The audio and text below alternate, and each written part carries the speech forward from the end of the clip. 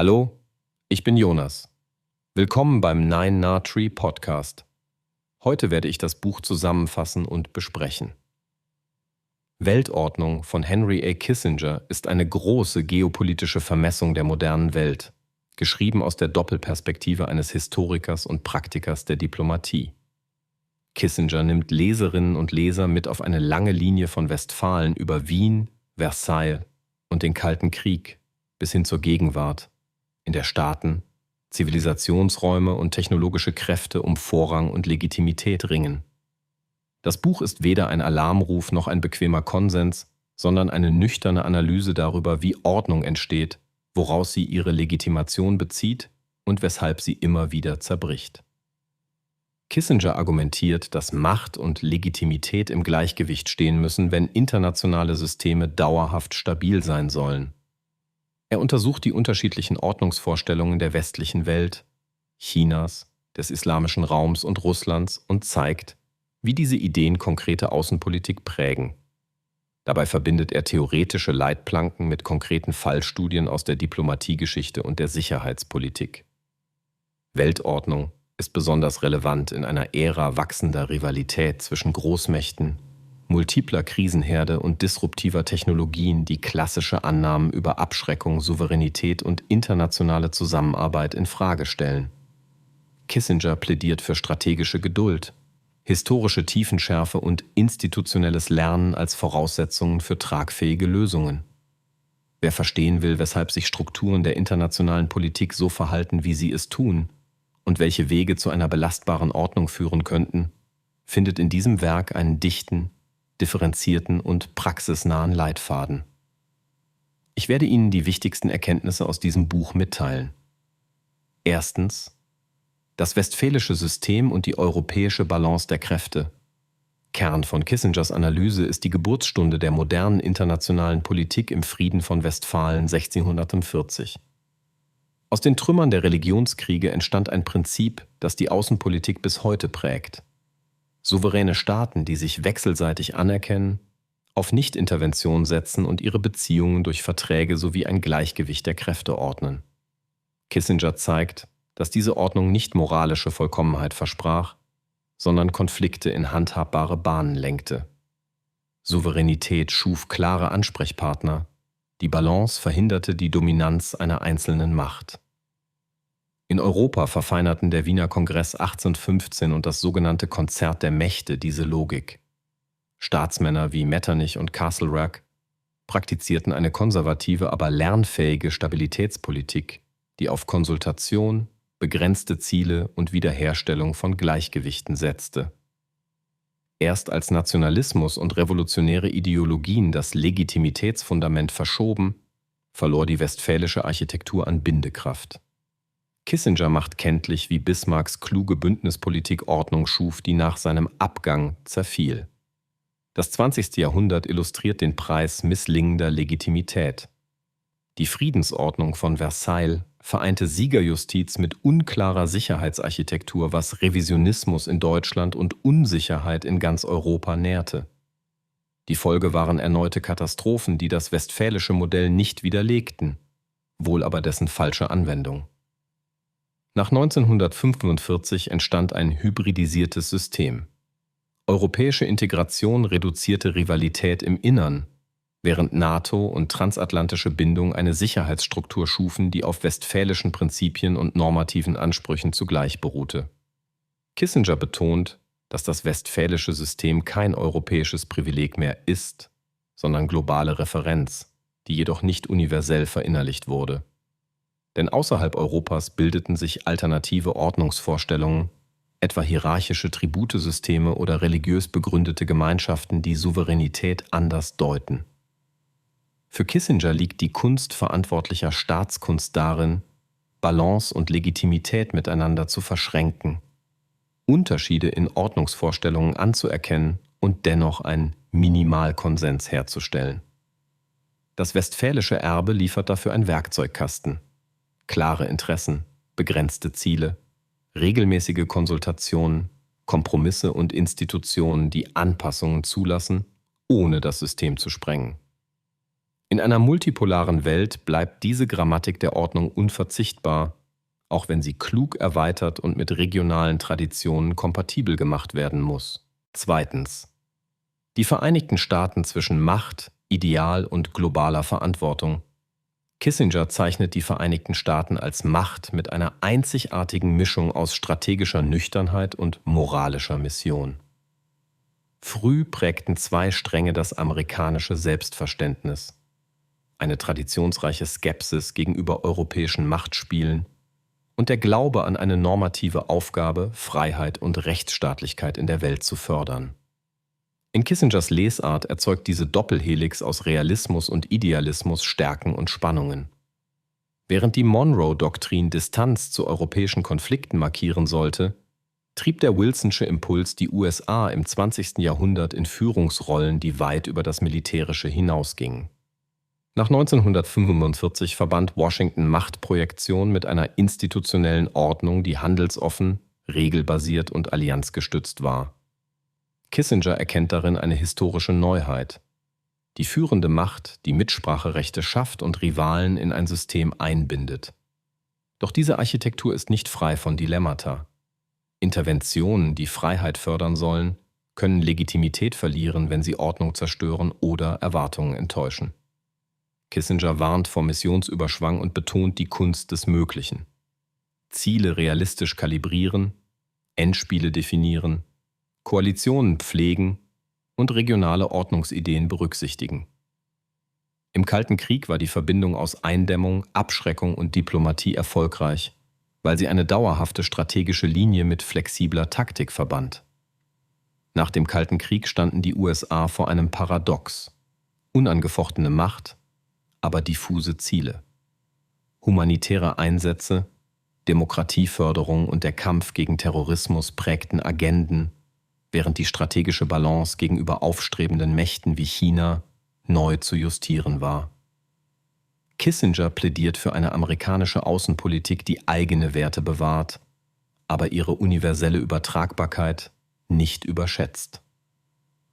Er fordert ein Konzept globaler Verantwortlichkeit, das Legitimität nicht verabsolutiert, sondern mit Stabilität und regionaler Akzeptanz austariert. Dazu gehört die Bereitschaft, mit unterschiedlichen Ordnungsvorstellungen zu arbeiten, ohne die Grundlinien einer offenen und regelbasierten Welt aus dem Blick zu verlieren. In seinem Fazit zur amerikanischen Rolle betont Kissinger Kontinuität als Tugend. Großstrategien sind keine tagespolitischen Programme, sondern langfristige Architekturen. Wer Stabilität will, muss Prioritäten setzen, Macht sparsam einsetzen, Verhandlungskanäle offen halten und zugleich glaubwürdige rote Linien definieren. So kann Amerika als Produzent von Ordnung wirken, statt auf wechselnde Krisen nur reaktiv zu antworten. Drittens. China und die Rückkehr des Zivilisationsstaats. Für Kissinger ist China nicht einfach eine weitere Großmacht, sondern ein Zivilisationsstaat mit tief verankerten Vorstellungen von Hierarchie, Harmonie und strategischer Geduld. Historisch war das chinesische Umfeld weniger westfälisch als tributär organisiert. Zentrum und Peripherie verbanden rituelle Anerkennung, Handel und Sicherheit in einer symbolisch aufgeladenen Ordnung.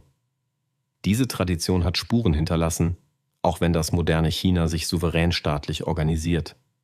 Kissinger erinnert an die Erfahrung der Demütigung im 19. Jahrhundert, die das Selbstbild prägte und den Wunsch nach Wiederherstellung historischer Würde befeuerte.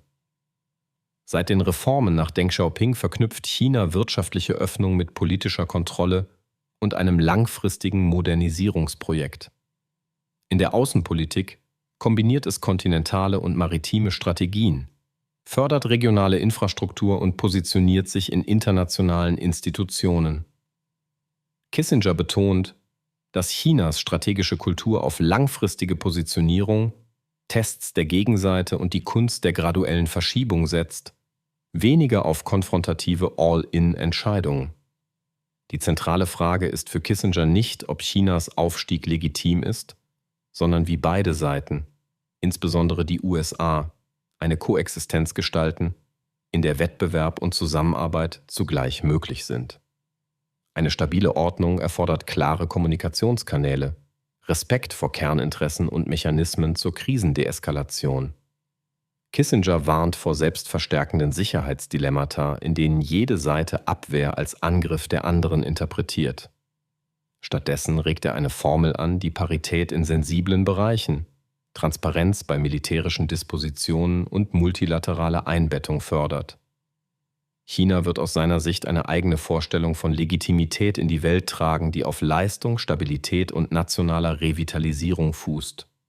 Diese unterscheidet sich von westlichen Narrativen, ist aber nicht zwangsläufig widersprüchlich zur globalen Ordnung, sofern Anpassungsfähigkeit vorhanden ist. Zentral bleibt für Kissinger die Idee eines kooperativen Wettbewerbs, in dem beide Seiten Regeln mitgestalten und Raum für unterschiedliche institutionelle Arrangements lassen.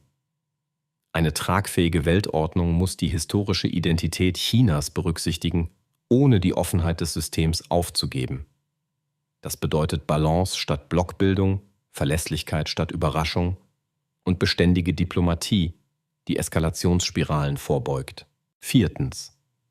Der Nahe Osten und die Krise der Souveränität. Der Nahe Osten erscheint in Kissingers Analyse als Prüfstein für die Belastbarkeit der westfälischen Ordnung. Die historische Landkarte wurde nach dem Ersten Weltkrieg oft mit Blick auf äußere Interessen gezogen, während lokale Legitimitätsquellen unzureichend berücksichtigt wurden. Staaten entstanden, deren Grenzen selten ethnische, konfessionelle oder stammesbezogene Realitäten abbildeten. Das Ergebnis ist eine besondere Fragilität der Souveränität, die durch ideologische Rivalitäten, Ressourcenpolitik und externe Einmischungen verstärkt wurde. Kissinger betont, dass Ordnung hier nicht einfach durch Import von Institutionen entsteht. Vielmehr müssen Legitimität, soziale Verträge und Sicherheitsarchitekturen parallel entwickelt werden. Die Konkurrenz regionaler Mächte, insbesondere zwischen Iran und Saudi-Arabien, überlagert Konflikte zwischen Staaten und nichtstaatlichen Akteuren. Milizen, transnationale Bewegungen und religiös begründete Organisationen stellen westfälische Grundannahmen in Frage, weil sie Territorium, Autorität und Gewaltmonopol herausfordern. Zugleich führen Interventionen externer Mächte häufig zu unbeabsichtigten Folgen, wenn Sicherheitsvakuum, Staatszerfall oder Legitimationsverluste eintreten. Kissinger plädiert für eine pragmatische Mischung aus Machtbalance, Dialog und Stärkung staatlicher Handlungsfähigkeit. Ziel ist eine regionale Sicherheitsarchitektur, die Gegengewichte schafft, Eskalation begrenzt und schrittweise Vertrauen aufbaut. Dazu gehören Verhandlungsformate, die rivalisierende Staaten, aber auch internationale Garanten einbinden, sowie Zusagen, die überprüfbar und an regionale Realitäten angepasst sind. In der Bewertung ideologisch aufgeladener Konflikte mahnt Kissinger zur Vorsicht gegenüber maximalistischen Zielsetzungen. Demokratisierung kann nicht gegen die Logik von Sicherheit und sozialer Ordnung ausgespielt werden. Es braucht Sequenzierung, Prioritäten und lokales Ownership, damit politische Reformen tragfähig werden. Der Iran wird bei Kissinger als Akteur mit imperialer Tradition und revolutionärer Legitimation verstanden, dessen Sicherheitsinteressen ernst genommen werden müssen, ohne destabilisierende Aktivitäten zu akzeptieren. Eine Balance zwischen Eindämmung und Einbindung kann Eskalationsdynamiken dämpfen. Auch der israelisch-palästinensische Konflikt markiert die Verflechtung von Sicherheit, Identität und Legitimität, deren Lösung primär prozedural, schrittweise und sicherheitsorientiert ansetzen muss. In Summe zeigt Kissinger, dass die Krise der Souveränität im Nahen Osten vor allem eine Krise konkurrierender Ordnungsansprüche ist. Stabilisierung verlangt realistische Ziele, regionale Anker sowie internationale Geduld und Konsistenz. Schließlich nukleare Abschreckung, Technologie und die neue Ordnungsdimension. Kissinger ordnet die nukleare Revolution als Zäsur ein, die klassische Annahmen von Krieg und Frieden verändert hat. Mit der Fähigkeit zur gesicherten Zweitschlagsfähigkeit wurde totale Abschreckung möglich, aber auch fragile Stabilität geschaffen. Ordnung in der Nuklearära entsteht nicht nur aus Macht, sondern aus Berechenbarkeit, Transparenz und Krisenmanagement. Rüstungskontrolle, Kommunikationskanäle und Vertrauensbildung sind für Kissinger keine Ideale, sondern Notwendigkeiten zur Reduktion von Fehlkalkulationen. Er unterstreicht, dass nukleare Abschreckung kein starres Gleichgewicht ist. Veränderungen in Technologie, Doktrin oder regionaler Verteilung können Stabilität schnell erodieren. Die Verbreitung nuklearer Fähigkeiten an regionale Mächte verkompliziert Abschreckungslogiken, da militärische, innenpolitische und identitäre Motive sich überlagern. Daher plädiert Kissinger für mehrschichtige Sicherheitsarchitekturen, die Bündnisse, Rüstungskontrollmechanismen und politische Deeskalationspfade vereinen. Hinzu kommt die disruptive Wirkung digitaler Technologien. Auch wenn der Schwerpunkt seines Werkes historisch und strategisch bleibt, erkennt Kissinger die Sprengkraft von Cyberoperationen, Informationskrieg und dem beschleunigten Entscheidungstempo. Cyberangriffe unterlaufen klassische Konzepte von Attribution, Verhältnismäßigkeit und Vergeltung. Dies erschwert klare rote Linien und erhöht das Risiko von Eskalationsspiralen. Kissinger argumentiert, dass neue Normen und Krisenprotokolle nötig sind, die Geschwindigkeit aus dem System nehmen, Eskalation bremsen und Missverständnisse verringern. Dazu zählen Confidence-Building Measures im Cyberraum, Notfallkanäle zwischen potenziellen Rivalen sowie gemeinsame Szenarioübungen. Auch die Verknüpfung von Technologie und Legitimität ist zentral. In einer vernetzten Welt wird Legitimität in Echtzeit verhandelt, was innenpolitische Zwänge verschärft und diplomatische Spielräume verkleinern kann. Führung erfordert deshalb eine Balance aus Transparenz, strategischer Kommunikation und der Fähigkeit, kurzfristigen Druck mit langfristigen Zielen zu versöhnen. Schließlich betrachtet Kissinger die Interdependenz von Wirtschaft, Technologie und Sicherheit. Lieferketten, kritische Infrastrukturen und Datenräume sind geopolitische Hebel geworden. Ordnungspolitik muss daher ökonomische Resilienz, technologische Souveränität und offene Märkte zugleich berücksichtigen. Die Antwort ist keine Abschottung, sondern diversifizierte Abhängigkeiten, verlässliche Standards und kooperative Sicherheitsmechanismen, die Wohlstand ermöglichen und zugleich Verwundbarkeiten begrenzen. Zusammenfassend: Weltordnung ist ein Buch für Leserinnen und Leser, die über Tagespolitik hinausblicken wollen. Es richtet sich an Studierende der internationalen Beziehungen, an Führungskräfte in Unternehmen mit globaler Ausrichtung, an Diplomatinnen und Diplomaten sowie an interessierte Bürger, die wissen möchten, warum Konflikte ausbrechen, Friedensschlüsse halten oder scheitern und wie strategische Entscheidungen verantwortungsvoll vorbereitet werden. Kissinger bietet keine einfachen Rezepte, sondern eine Denkschule, die historische Tiefenschärfe mit praktischer Klugheit verbindet. Dieser Ansatz stärkt die eigene Urteilsfähigkeit, hilft Prioritäten zu setzen und macht Widerstreit zwischen Werten und Interessen bearbeitbar, statt ihn ideologisch zu überdecken. Für das eigene Leben und Arbeiten bietet das Buch einen Mehrwert auf mehreren Ebenen. Erstens schult es strukturiertes Denken unter Unsicherheit. Wer die Logik von Ordnung, Legitimität und Macht versteht, kann in komplexen Lagen bessere Entscheidungen treffen. Zweitens vermittelt es ein Vokabular für Führung und Verhandlung, das vom privaten Projekt bis zur großen Strategie Nutzen stiftet. Klare Ziele, realistische Sequenzierung, belastbare Koalition, offene Kommunikationskanäle. Drittens erweitert es den Blick für kulturelle Prägungen und die Vielfalt legitimer Ordnungsvorstellungen, ein Vorteil in multikulturellen Teams, internationalen Märkten und globalen Netzwerken. Warum dieses Buch und nicht ein anderes Werk zur Weltpolitik?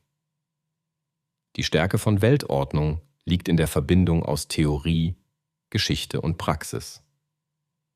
Kissinger verdichtet Jahrhunderte geopolitischer Erfahrung zu einer lesbaren, analytisch stringenten Darstellung, die nicht bei Diagnosen stehen bleibt, sondern Wege zur Mäßigung, Balance und institutionellen Innovation aufzeigt. Seine Fallnähe, das Verständnis für unterschiedliche strategische Kulturen und die Betonung nachhaltiger Stabilität heben das Buch aus einer Fülle tagespolitischer Titel heraus. Wer Orientierung in einer unübersichtlichen Welt sucht, erhält hier keine Schlagworte, sondern ein belastbares Gerüst, um Gegenwart und Zukunft zu ordnen. Das macht Weltordnung zu einer lohnenden Investition für alle, die Verantwortung tragen oder übernehmen wollen, wenn Sie unterstützen möchten. Henry A. Kissinger, können Sie das Buch über den Amazon-Link kaufen, den ich in der Podcast-Beschreibung angegeben habe. Lassen Sie mich nach dem Lesen des Buches wissen, was Sie davon halten, und teilen Sie Ihre Gedanken mit. Bis bald.